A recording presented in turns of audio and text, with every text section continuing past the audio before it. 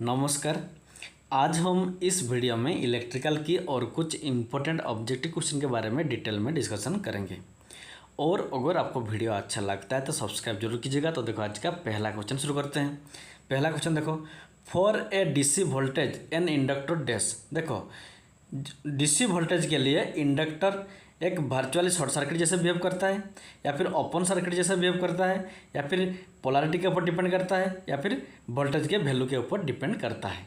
तो इसका आंसर होगा डीसी वोल्टेज इंडक्टर के लिए एक शॉर्ट सर्किट जैसा बिहेव करता है। तो ये वाला ऑप्शन, इसका फर्स्ट वाला ऑप्शन जो होता है ये उसका करेक्ट आंसर होगा। क्योंकि देखो वेरी वेरी इंपॉर्टेंट चीज़ है, जो इंडक्टर होता है उसमें डीसी आसानी से फ्लो होता है, लेकिन इंडक्टर में एसी फ्लो नहीं होता है।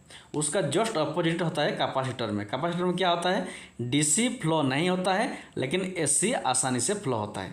तो क्वेश्चन में क्या है, डीसी वोल्टेज और इंडक्टर। तो देखो इधर वाला ये इंडक्टर है और डीसी वोल्टेज, तो ये आसानी से फ्लो होता है, तो इसलिए ये शॉर्ट सर्किट जैसा बिहेव करता है। अगर ये डीसी के बदले इधर एसी होता तो ये क्या होगा ना, एक इंसुलेटर मीन्स फ्लो नहीं होता है। और अगर कैपेसिटर कहेंगे तो उसका अपोजिट होता है, इसमें डीसी फ्लो नहीं होता है और एसी आसानी से फ्लो होता है। ये आपको याद रखना होगा। तो ये वाला आंसर होगा इसका करेक्ट आंसर। देन देखो next question, which of the following material is used construct the field coil of DC generator. देखो डीसी जनरेटर की जो फील्ड कॉइल होता है वो ये चार में से किस पर बनता है, माइका में बनता है फील्ड कोयल, या फिर कॉपर का होता है फील्ड कोयल, या फिर कास्ट आयरन का होता है, या फिर कार्बन का होता है। तो इसका आंसर होगा जो डीसी जनरेटर का जो फील्ड कोयल होता है वो हमारे कॉपर का होता है। तो ये वाला जो ऑप्शन होता है ये उसका करेक्ट आंसर है। ये वाला फिगर देखो, ये हमारा फील्ड कोयल होता है, ये हमारा कॉपर वायर का बना हुआ होता है। तो answer copper is the correct answer. Then देखो next question, at what power factor will the transformer efficiency be maximum. देखो कौन सी पावर फैक्टर की ये चार में से कौन सी वैल्यू के लिए, पावर फैक्टर की कौन सी वैल्यू के लिए ट्रांसफार्मर की जो एफिशिएंसी होता है वो मैक्सिमम सबसे ज़्यादा होता है। देखो 0.8 लीडिंग पावर फैक्टर के लिए मैक्सिमम एफिशिएंसी होता है ट्रांसफार्मर में, या फिर 0.8 लैगिंग पावर फैक्टर के लिए, या फिर 0.5 लैगिंग और लीडिंग के लिए, या फिर यूनिटी पावर फैक्टर के लिए। तो इसका आंसर होगा जो हमारा यूनिटी पावर फैक्टर होता है, ट्रांसफार्मर में जो यूनिटी पावर फैक्टर होता है उसी कंडीशन में एफिशिएंसी मैक्सिमम होता है। लेकिन ये प्रैक्टिकली इम्पॉसिबल होता है, ट्रांसफार्मर में एफिशिएंसी यूनिटी कभी नहीं, ट्रांसफार्मर में पावर फैक्टर यूनिटी कभी नहीं होता है। उसके बाद देखो ये कैसे होता है, देखो जो पावर फैक्टर होता है वो हमारा वोल्टेज और करंट के बीच में जो एंगल होता है उसके लेकर बनता है। ये वाला फिगर देखो, ये मान लो वोल्टेज का लाइन है और ये करंट का लाइन है, दोनों के बीच में जो एंगल बनता है इसी की जो कॉस वैल्यू होता है वही होता है पावर फैक्टर। और ये यूनिटी मैक्सिमम क्यों होता है, देखो ये वाला, ये हमारा जो हमारा ट्रिगोनोमेट्री होता है उसका टेबल है, उसमें ये कॉस वैल्यू है। कॉस वैल्यू मैक्सिमम कब होता है, देखो ये मैक्सिमम यूनिटी और सबसे कम जीरो है। मीन्स जो कॉस वैल्यू होता है वो 0 और 1 के बीच में ही होता है। सबसे कम 0 होता है, उससे कम और नहीं होता है कॉस वैल्यू, और सबसे ज़्यादा 1 ही होता है, उससे ज़्यादा कॉस वैल्यू और नहीं होता है। और जो कॉस वैल्यू होता है वही पावर फैक्टर होता है। हम सब जानते हैं पावर फैक्टर कॉस थीटा को पावर फैक्टर कहते हैं। तो जो पावर फैक्टर होता है उसका वैल्यू 0 और 1 के बीच में ही रहेगा। तो अगर 0 और 1 के बीच में रहेगा तो मैक्सिमम कौन सा होता है, मैक्सिमम 1 होता है, मिनिमम 0 होता है। तो इसीलिए जो ट्रांसफार्मर की मैक्सिमम एफिशिएंसी होगा वो यूनिटी पावर फैक्टर में होता है। तो ये वाला ऑप्शन उसका करेक्ट होगा, क्योंकि जो पावर फैक्टर होता है वो कॉस थीटा होता है और कॉस थीटा का मैक्सिमम वैल्यू 1 ही होता है। देन देखो next question, under the condition of resonance series RLC circuit behave as a. देखो एक सीरीज आरएलसी सर्किट जब रेजोनेंस कंडीशन में होता है उस कंडीशन में चार ऑप्शन में से कौन सा होता है। देखो जब एक series RLC circuit resonance condition में होता है उस कंडीशन में वो सर्किट एक प्योरली रेजिस्टिव सर्किट जैसा बिहेव करता है, या फिर वो सर्किट एक प्योरली इंडक्टिव सर्किट जैसा बिहेव करता है, या फिर वो सर्किट एक कैपेसिटिव सर्किट जैसा बिहेव करता है, या फिर रिएक्टिव सर्किट जैसा बिहेव करता है। तो इसका आंसर होगा एक सीरीज आरएलसी सीरीज सर्किट जब रेजोनेंस कंडीशन में होता है तो वो एक प्योरली रेजिस्टिव सर्किट जैसा बिहेव करता है। तो ये वाला जो प्योरली रेजिस्टिव सर्किट ऑप्शन है ये उसका करेक्ट आंसर होगा। तो देखो कैसे होता है, देखो सीरीज आरएलसी मीन्स सीरीज में रेजिस्टेंस, इंडक्टेंस और कैपेसिटेंस रहना चाहिए। तो ये वाला फिगर देखो, ये जो फिगर है इसमें ये रजिस्टर है, ये इंडक्टर है और ये कैपेसिटर है और तीनों सीरीज में है। तो ये हमारा एक सीरीज आरएलसी सर्किट है।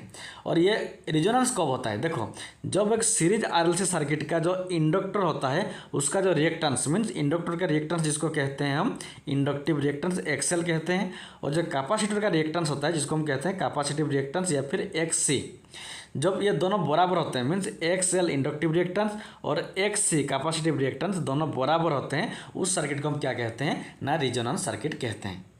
और इसमें क्या होता है ना, ये इंडक्टिव रिएक्टेंस और कैपेसिटिव रिएक्टेंस एक लैगिंग के लिए होता है, एक लीडिंग के लिए होता है। तो इसीलिए दोनों आपस में कैंसिल हो जाते हैं, सिर्फ जो रजिस्टर होता है वही रहता है। और रजिस्टर सिर्फ रजिस्टर रहता है, इसीलिए इस सर्किट को हम क्या कहते हैं, एक प्योरली रजिस्टिव सर्किट जैसा बिहेव करता है, क्योंकि इंडक्टर और कैपेसिटर का जो रिएक्टेंस होता है वो आपस में कैंसिल हो जाता है। तो इसलिए ये वाला जो आंसर है इसका वो करेक्ट आंसर होगा। देन देखो next question, flux created by current flow through the primary winding the it includes EMF in. देखो इंड्यूस्ड होगा, ये इंक्लूड नहीं इंड्यूस होगा। तो देखो इसका आंसर क्या होगा, देखो क्वेश्चन कहता है मान लो एक हमारा ट्रांसफार्मर है, इसकी प्राइमरी वाइंडिंग में हम सप्लाई देते हैं, तो जो हमारा ईएमएफ प्रोड्यूस होता है करंट, जो प्राइमरी वाइंडिंग में हम सप्लाई देते हैं तो इधर करंट फ्लो होता है और फ्लक्स भी बनता है। तो ये जो प्राइमरी वाइंडिंग में जो फ्लक्स बनता है ये प्राइमरी होता है, ये सेकेंडरी वाइंडिंग होता है। तो इस प्राइमरी वाइंडिंग में जो फ्लक्स बनता है वो सिर्फ प्राइमरी वाइंडिंग में ही कट होता है या फिर सिर्फ सेकेंडरी वाइंडिंग में कट होता है या फिर प्राइमरी और सेकेंडरी दोनों में कट होता है या फिर नॉन ऑफ दी। देखो ओनली प्राइमरी वाइंडिंग में कट होता है, ये वाला वाइंडिंग प्राइमरी होता है, सिर्फ इसी में कट होता है, या फिर सेकेंडरी में सिर्फ इसी में कट होता है, या फिर ट्रांसफार्मर का ये जो कोर है सिर्फ इसी में कट होता है, या फिर प्राइमरी सेकेंडरी दोनों में कट होता है। तो इसका आंसर होगा ट्रांसफार्मर की जो प्राइमरी वाइंडिंग में जो फ्लक्स बनता है वो प्राइमरी में भी कट होता है और सेकेंडरी में भी कट होता है। तो ये लास्ट वाला जो ऑप्शन है प्राइमरी सेकेंडरी बोथ, तो ये होगा उसका करेक्ट आंसर। तो देखो कैसे होता है, देखो जब हम प्राइमरी वाइंडिंग में सप्लाई देते हैं तो ये फ्लक्स बनता है, ये फ्लक्स देखो प्राइमरी में प्रोड्यूस हो रहा है मीन्स कुछ फ्लक्स जो होता है वो प्राइमरी के साथ भी कट होता है। उसके बाद ये जो फ्लक्स है ये कोर के थ्रू जाता है सेकेंडरी को, सेकेंडरी वाइंडिंग में भी कट होता है। इसलिए प्राइमरी वाइंडिंग और सेकेंडरी वाइंडिंग दोनों वाइंडिंग में क्या होता है ना कट होता है। तो ये लास्ट वाला ऑप्शन जब बोथ प्राइमरी सेकेंडरी ये होगा उसका करेक्ट आंसर। देन देखो next question, what is the time constant for RL circuit. देखो आरएल सर्किट का टाइम कांस्टेंट का फॉर्मूला क्या होता है, यूनिटी होता है या फिर R/L होता है या फिर L/R होता है या फिर LR होता है। तो इसका आंसर होगा वेरी वेरी इंपॉर्टेंट, जो आरएल सर्किट होता है उस देखो ये आरएल सर्किट उसके लिए टाइम कांस्टेंट क्या है L/R। तो अब ये जो ऑप्शन है ये उसका होगा उसका करेक्ट आंसर। और अगर आरएल सर्किट के बदले RC सर्किट होता है तो उसमें क्या होता है उसका टाइम कांस्टेंट क्या होता है ना RC, R/C होता है, ये आपको याद रखना होगा। तो इसका आंसर क्या होगा ना L/R is the correct answer. RL circuit का जो टाइम कांस्टेंट होता है वो L/R होता है, ये होगा उसका करेक्ट आंसर। तो देखो ये टाइम कांस्टेंट क्या होता है, देखो जो हम मान लो कि हमारा आरएल है, जो register R means register, L means inductor, तो ये जो इंडक्टर होता है इसका 63.2% चार्ज होने के लिए या फिर डिस्चार्ज होने के लिए जितना टाइम लगता है उसको ही हम क्या कहते हैं ना टाइम कांस्टेंट कहते हैं। और ये आरएल सर्किट के लिए L/R होता है मीन्स इंडक्टेंस का वैल्यू डिवाइड बाई रेजिस्टेंस का वैल्यू। और अगर RC सर्किट होता है तो उसमें टाइम कांस्टेंट R/C होता है, R मीन्स रेजिस्टेंस का वैल्यू और C मीन्स कैपेसिटेंस का वैल्यू, ये आपको याद रखना होगा। तो इसका आंसर ये होगा उसका करेक्ट आंसर। देन देखो next question, the power factor of an AC circuit. एक AC सर्किट का जो पावर फैक्टर होता है वो ये चार ऑप्शन में से कौन सा ठीक होता है। यूनिटी होता है power factor for reactive circuit में यूनिटी पावर फैक्टर रहता है, या फिर sine of the phase angle का साइन वैल्यू को हम पावर फैक्टर कहते हैं, या फिर रेजिस्टिव सर्किट में जो वो यूनिटी होता है पावर फैक्टर यूनिटी होता है, या फिर cosine of the phase angle, या फिर जो फेज एंगल होता है उसका कोसाइन वैल्यू को हम पावर फैक्टर कहते हैं। देखो ये जो रेजिस्टिव सर्किट में यूनिटी पावर फैक्टर रहता है ये तो ठीक है, लेकिन ये उसका डेफिनेशन नहीं होगा। उसका डेफिनेशन क्या होता है ना phase angle of cosine value. मान लो ये हमारा वोल्टेज है, ये हमारा करंट है, दोनों के बीच में जो एंगल बनता है फेज एंगल, ये एंगल बनता है उसका कॉस वैल्यू को हम क्या कहते हैं ना पावर फैक्टर कहते हैं। तो ये होगा उसका करेक्ट आंसर। देखो उसके साथ साथ ये जो पावर फैक्टर है इसका और दो फार्मूला होता है। एक तो हो गया हमारा वोल्टेज और करंट के बीच में जो एंगल बनता है उसको हम पावर फैक्टर कहते हैं। दूसरा देखो ये वाला फिगर, एक होता है हमारा एक्टिव पावर जिसको कहते हैं voltage into current into power factor या फिर cos theta divide by apparent power voltage into current. तो ये वोल्टेज इंटू करंट कैंसिल होता है, जो कॉस थीटा रहता है ये पावर फैक्टर का फॉर्मूला होता है। तो इसीलिए ये जो वी आई कॉस थीटा होता है ये होता है एक्टिव पावर, देखो भाई, या फिर real power divide by apparent power भी होता है हमारा पावर फैक्टर का फॉर्मूला। और एक होता है हमारा R/Z, ये भी आपको याद रखना होगा, वो भी हमारा पावर फैक्टर का फॉर्मूला होता है। तो इसमें ये वाला लास्ट वाला ऑप्शन होगा इसका करेक्ट आंसर। देन देखो next question, if 2 resistor are connected in series then, देखो अगर 2 रजिस्टर को हम सीरीज में कनेक्शन करेंगे तो ये 4 में से कौन सा करेक्ट होगा। देखो ये पहला वाला होगा equal amount of current flow through the each resistor, दोनों रजिस्टर में equal amount of current flow होगा अगर दोनों क्या होगा ना, दोनों रजिस्टर सीरीज में कनेक्शन होगा, तो ये वाला उसका करेक्ट आंसर होता है। देखो एक कनेक्शन होता है सीरीज, मान लो ये हमारा 500 ओम का एक रजिस्टर है और ये एक 600 ओम का एक रजिस्टर है, दोनों आपस में सीरीज में कनेक्शन हुए हैं। तो इसमें क्या होगा, हम सब जानते हैं जो सीरीज सर्किट होता है उसमें क्या होता है, करंट का वैल्यू बराबर रहता है, चाहे वो 500 ओम का रजिस्टर हो या फिर 6 ओम का रजिस्टर हो, अगर दोनों आपस में सीरीज में कनेक्शन हुए हैं तो दोनों में equal amount of current flow होगा, ये आपको याद रखना होगा। तो इसीलिए ऑप्शन ये जो पहला वाला ऑप्शन है ये उसका करेक्ट आंसर होगा। और अगर ये पैरेलल सर्किट होता है तो क्या होगा, एक बात याद रखिए, सीरीज सर्किट में करंट का वैल्यू कांस्टेंट रहता है, तो यहाँ पर जितना करंट रहेगा यहाँ पर भी उतना करंट रहेगा। अगर पैरेलल सर्किट होता तो उसमें वोल्टेज का वैल्यू कांस्टेंट रहता है, ये भी आपको याद रखना होगा। तो यह होगा उसका करेक्ट आंसर। देन देखो next question, what is admittance in RLC series circuit at resonance. एक RLC सीरीज सर्किट जब रेजोनेंस कंडीशन में होता है उसका एडमिटेंस का वैल्यू क्या होगा, मिनिमम सबसे कम होगा या फिर सबसे ज़्यादा होगा या फिर जीरो रहेगा या फिर फ्लक्चुएटिंग होगा।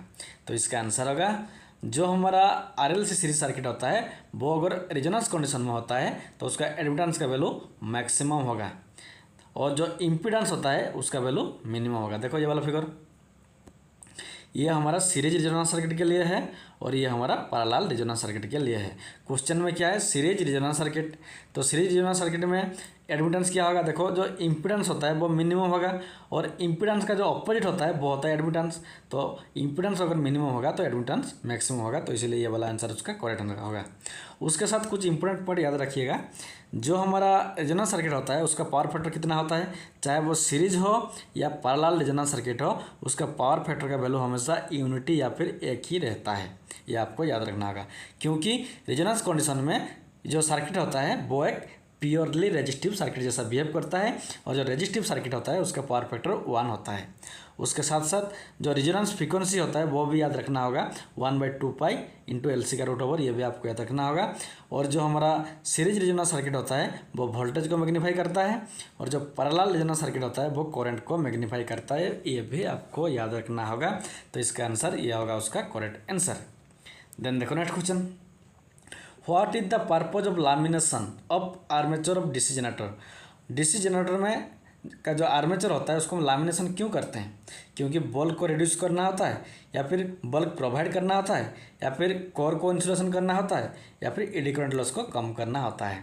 तो इसका आंसर होगा DC जनरेटर का जो आर्मेचर होता है उसको लैमिनेशन इसलिए करते हैं क्योंकि हमें एडी करंट लॉस को कम करना होता है, तो यह होगा उसका करेक्ट आंसर। और एक बात याद रखिए, जो आयरन लॉस होता है, आयरन लॉस वो हमारा एडी करंट लॉस और हिस्टेरेसिस लॉस, ये दोनों लॉस को मिलकर हमारा आयरन लॉस बनता है और आयरन लॉस हमारा कांस्टेंट लॉस होता है, ये भी आपको याद रखना होगा। तो आज के लिए इतना ही, थैंक्स फॉर वाचिंग। और अगर आपको वीडियो अच्छा लगता है तो सब्सक्राइब जरूर कीजिएगा।